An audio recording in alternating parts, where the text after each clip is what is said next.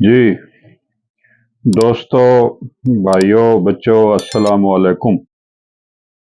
میں سبت حسن گیلانی چوپال UK سے آپ کی خدمت میں حاضر ہوں۔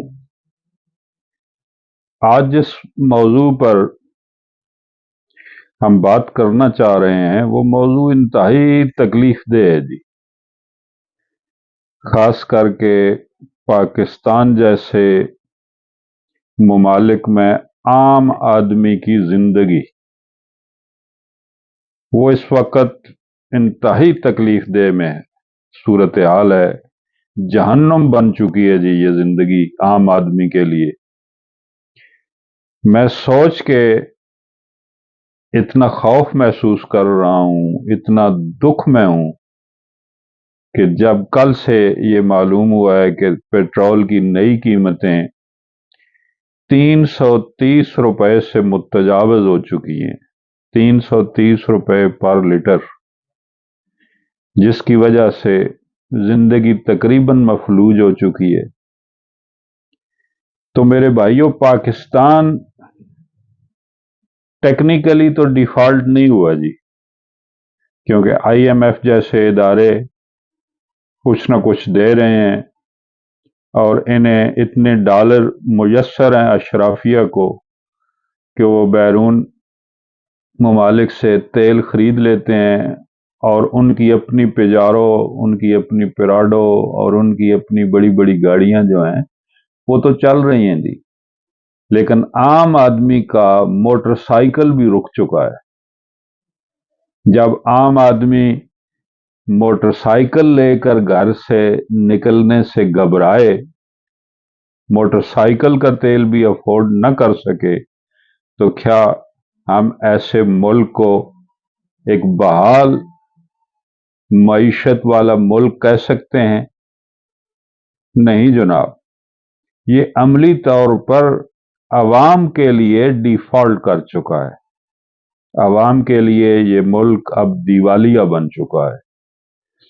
کسان جو اس ملک کی آبادی کا 70% ہے دیہاتوں میں، وہ عملاً مر چکا ہے جی۔ میرا اپنا تعلق کسی برادری سے ہے، گھر میں ٹریکٹر موجود ہیں لوگوں کے، وہ کھڑے کر دیے گئے ہیں، اور وہ اپنے ٹریکٹر کو استعمال کریں تو کیسے کریں؟ اتنا مہنگا تیل کیسے افورڈ کریں؟ تو صورتحال یہ ہے کہ لوگ اب اپنی زمین پہ اپنا ٹریکٹر چلانا بھی چھوڑ چکے ہیں، اور اگر یہ ٹریکٹر چل بھی پائے تو اس کا سیٹ اپ اتنا مہنگا ہو چکا ہے کہ جو برداشت سے باہر ہے، احاطہ سوچ سے باہر ہے۔ میرا تعلق پٹھوار کے ایک بارانی علاقے سے ہے جی۔ میں ایک درمیانے درجے کے کسان کی مثال دوں، جس کے پاس کوئی 250-300 کنال کے قریب زمین ہو، وہ ایک درمیانے درجے کا ایک اچھا کسان ہوتا ہے، 250-300 کنال کی ملکیت والا۔ لیکن آج کل جو ٹریکٹرز کی پرائسز ہیں، ان کی قیمتیں ہیں ٹریکٹروں کی، وہ ایک نارمل سا ٹریکٹر بھی 20 سے 25 لاکھ روپے میں آتا ہے، اور پھر صرف ٹریکٹر نہیں چاہیے ہوتا، اس کے ساتھ ٹرالی چاہیے ہوتی ہے، اس کے ساتھ ہل چاہیے ہوتی ہے، اور ہل بھی 2 قسم کی کم از کم ہو، اور پھر ہارویسٹر چاہیے ہوتا ہے۔ یہ ساری جو بنیادی 4-5 چیزیں ملا کے ایک ٹریکٹر کے ساتھ یہ تقریباً 50 لاکھ سے متجاوز ہو جاتا ہے جی بجٹ۔ اب مجھے بتائیے کہ بارانی علاقے کا 200-300 کنال کا مالک یہ 50 لاکھ روپے کیسے افورڈ کر سکتا ہے جی؟ ممکن ہی نہیں ہے۔ اور اسی لیے چھوٹے زمیندار قرضوں پہ زرعی بینک سے قرضہ لے کے ٹریکٹر خریدتے ہیں، اور میں نے خود کسانوں کو ٹریکٹر خرید کر اور پھر زمین بیچ کر اس کی قیمت ادا کرتے ہوئے اس کا جو سود در سود رقم چڑھ جاتی ہے وہ ادا کرتے ہوئے خود اپنی آنکھوں سے دیکھا ہے جی۔ یہ ہے اس ملک کے اندر ایک کسان کی صورتحال، کسان کی زندگی اور عام آدمی کی زندگی، عام آدمی کی دیہڑی مزدور کی دیہڑی آج بھی 1,1200 روپے ہے جی، تقریباً 1,1200 سے زیادہ ایک مزدور کی دیہڑی نہیں ہے جی۔ میں کوئی معیشت کا ماہر نہیں ہوں، ماہر معیشت نہیں ہوں، ایک عام سا فرد ہوں، واجبی سا تعلیم یافتہ ہوں، لیکن ایک کلیہ ہے جی، وہ یہ ہے کہ کسی بھی معیشت کو جانچنے کا ایک عام سا ایک کلیہ ہے، ایک عام سا پیمانہ ہے جی، جو ساری دنیا میں بڑھتا جاتا ہے۔ وہ یہ ہے کہ عام آدمی کی زندگی اگر آرام سے گزر رہی ہے، اسے بنیادی ضروریات زندگی مل رہی ہیں، وہ آسانی سے اس تک پہنچ رہی ہیں، تو اس کا مطلب یہ ہے کہ اس ملک کی جو معاشی پالیسی ہے وہ ٹھیک ہے جی، وہ اچھی ہے۔ مثلا میں اس کی مثال دوں کہ برطانیہ میں ایک مزدور ایک دن کی مزدوری سے ایک ہفتے کا راشن خرید سکتا ہے۔ ایک ہفتے کا راشن اگر 4-5 افراد کی اس کی فیملی ہے، 4-5 افراد کا کنبہ ہے، تو ایک دن کی مزدوری سے ایک ہفتے کا راشن وہ خرید سکتا ہے۔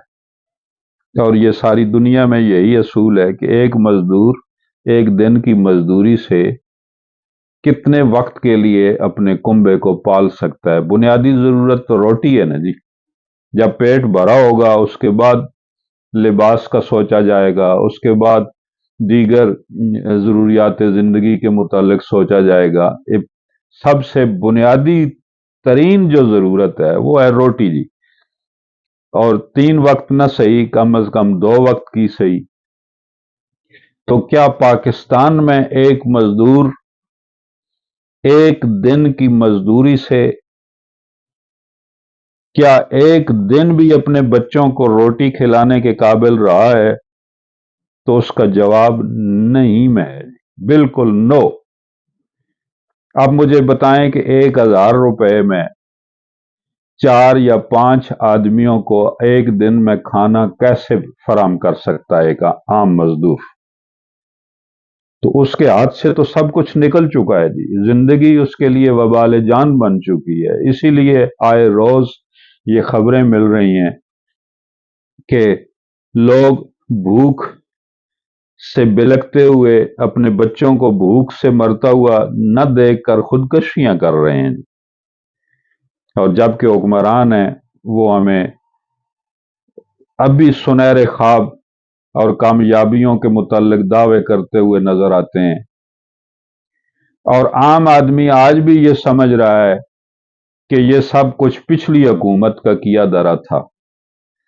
تو میرے بھائیوں، ذمہ دار وہی ہوتا ہے کہ جس کے ہاتھ میں اختیار ہو، جتنا جس کے ہاتھ میں اختیار ہوگا اتنا ہی وہ ذمہ دار ہوگا۔ اگر اچھائی ہے تو اتنا ہی کریڈٹ اس کو جائے گا، اگر وہ برائی ہے تو اتنا ہی ذمہ دار وہ ہوگا کہ جس کے ہاتھ میں کلی اختیار ہے۔ رہی حکومتوں کی بات، تو پاکستان میں آج تک ووٹ کی بنیاد پر، آزادانہ ووٹ کی بنیاد پر کوئی بھی حکومت قائم نہیں ہوئی میرے بھائیوں۔ جب بھی کہا جاتا ہے کہ آزادانہ الیکشن، تو کہتے ہیں یا کے دور میں جی آزادانہ الیکشن ہوئے تھے۔ ان آزادانہ الیکشن کا کیا فائدہ، آزادانہ انتخابات کا کیا فائدہ کہ جب ملک ہی 2 لخت ہو گیا تھا، آدھا ملک ٹوٹ گیا تھا، تو ان آزادانہ انتخابات کا کیا فائدہ ہوا اس ملک کو؟ ورنہ ہر انتخابات میں باقاعدہ دھاندلی ہوتی ہے، اور دھاندلی کے نتیجے میں حکومتیں قائم ہوتی ہیں، اور وہ حکومتیں عوام سے زیادہ ان قوتوں کی وفادار ہوتی ہیں کہ جو قوتیں انہیں اقتدار میں لاتی ہیں۔ یہ ایک بنیادی سی بات ہے کہ جو بھی آپ کو اقتدار میں اگر عوام لائیں گے تو پھر عوام کا سوچا جائے گا، اگر کوئی اور قوت آپ کو اقتدار میں لائے گی تو پھر وہ حکومت تو اسی قوت کے بارے میں سوچے گی، اسی کے مرضی سے کام کرے گی۔ اب یہ سیاسی حکومتوں کے بس کی بات نہیں رہی تھی کہ اس ملک کو دوبارہ سے اپنے پاؤں پر کھڑا کر سکیں اور اس ملک کو آگے بڑھا سکیں، ترقی دے سکیں، عوام کی زندگیوں میں کوئی بہتر بدلاؤ لا سکیں، جس کی مثال ابھی سابقہ حکومت ہے جی۔ درجن بار پارٹیوں کی حکومت کیا بہتری پیدا کر سکی؟ کچھ بھی نہیں۔ اب رہ گئی تحریک انصاف، تو اس کو بھی شامل کر لیجئے۔ اگر آج تحریک انصاف کو شامل کر کے تمام چھوٹی بڑی سیاسی قوتوں کو اقتدار دے دیا جائے تو کیا وہ حالات میں کوئی بہتری پیدا کر سکیں گی؟ اس ملک کو پاؤں پر دوبارہ پھر سے کھڑا کر سکیں گی؟ تو جواب ہے نو۔ اس لیے کہ ان کے پاس کبھی بھی مکمل اختیار رہا ہی نہیں۔ ابھی پچھلی حکومت کو بہت سارے لوگ ہمارے دوست ہیں جو پی ڈی ایم سے ہمدردی رکھتے ہیں، وہ عمران خان کی حکومت کو کوستے ہیں جی، اس کی اس طرح کی پالیسیاں جی، اس طرح کی پالیسیاں۔ عمران خان کے دور میں جو حفیظ پاشا صاحب تھے وزیر خزانہ، وہ تو عمران کو معلوم ہی نہیں تھا کہ کب وہ تشریف لائے تھے پاکستان میں اور کب انہیں وزارت خزانہ کا قلمدان سپرد ان کے کر دیا گیا تھا۔ عمران خان کی تو کبھی وزیر خزانہ سے ملاقات ہی نہیں ہوئی تھی، تو وزیر خزانہ لانے والے کون تھے؟ ان کے گرد اس ملک کی معیشت ان کے سپرد کرنے والے کون تھے؟ تو اب جو نتائج نکل رہے ہیں تو اس کے ذمہ دار بھی وہی ہیں جو اس ملک کی معیشت کو چلاتے ہیں۔ تو جہاں بھی معیشت بہتر ہو تو وہ معاشی پالیسیوں سے ہوتی ہے جی۔ جب معاشی پالیسیاں بہتر ہوں گی، عصری تقاضوں کے مطابق ہوں گی، تو نتیجے میں معیشت بہتر ہوگی۔ جب پالیسیاں ہی آزاد نہیں ہوں گی، جب پالیسیاں اسمبلی سے باہر، عوام کے منتخب پارلیمان سے باہر بنے گی، تو پھر بہتری تو انہی کے لیے آئے گی کہ جہاں وہ پالیسیاں بنتی ہیں، جہاں سے کنٹرول ہوتی ہیں۔ اب عام آدمی بھی یہ سمجھتا ہے کہ پاکستان کی بقا، معاشی بقا صرف اس صورت میں ممکن ہے کہ ہندوستان سے آزادانہ تجارت ہو، فری ٹریڈ ہو ہندوستان کے ساتھ، اور اس کے بعد خطے میں پڑوسی ممالک کے ساتھ فری ٹریڈ ہو۔